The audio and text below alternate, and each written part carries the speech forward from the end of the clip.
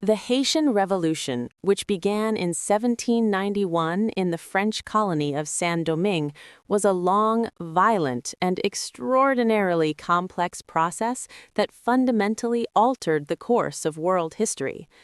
At the end of the 18th century, Saint-Domingue was the most profitable colony in the Caribbean and arguably the richest territory in the Atlantic world, supplying Europe with vast quantities of sugar and coffee. Yet this wealth was sustained by an extremely brutal plantation system that relied on the forced labor of nearly 500,000 enslaved Africans, many of whom had been recently transported and retained strong cultural and spiritual ties to Africa. Enslaved people endured relentless punishment, high mortality rates, and constant surveillance, creating a society permanently on the brink of revolt. The population was divided not only by slavery, but by a rigid racial and legal hierarchy, with white planters at the top, poor whites competing for status below them, free people of color occupying an ambiguous middle position despite their wealth and education, and enslaved Africans forming the vast majority. The French Revolution of 1789 destabilized this fragile balance as news of political upheaval, declarations of universal rights, and debates over citizenship spread rapidly to the colony, intensifying conflicts between whites and free people of color and raising expectations among the enslaved population.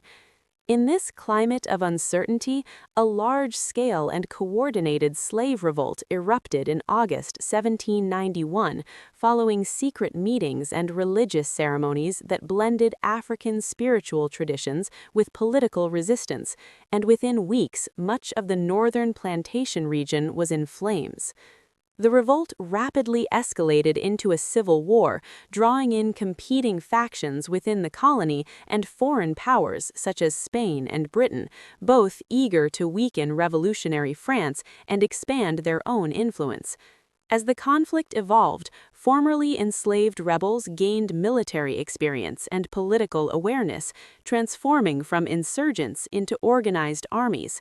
Among them, Toussaint Louverture emerged as the most influential leader, distinguished by his intelligence, discipline, and ability to navigate shifting political realities. He built a powerful army, negotiated with European powers, and gradually unified most of the colony under his control.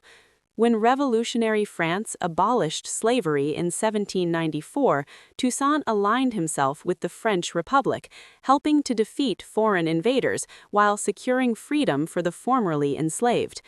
During this period, he attempted to stabilize the colony by maintaining large-scale agricultural production through enforced labor contracts, believing economic survival depended on continued exports, a policy that created tensions among workers who associated plantation labor with slavery. His growing autonomy alarmed Napoleon Bonaparte, who sought to restore direct French control and reinstate slavery across the Caribbean, leading to the dispatch of a massive French expedition in 1802. Although Toussaint was eventually captured through deception and sent to die in a French prison, the attempt to reimpose colonial rule failed catastrophically as resistance intensified and yellow fever devastated French troops.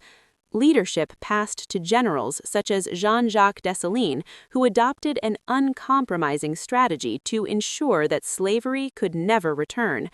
After decisive victories over French forces, independence was declared in 1804, and the new nation was named Haiti, reclaiming an indigenous Taino word as a symbolic rejection of colonial domination.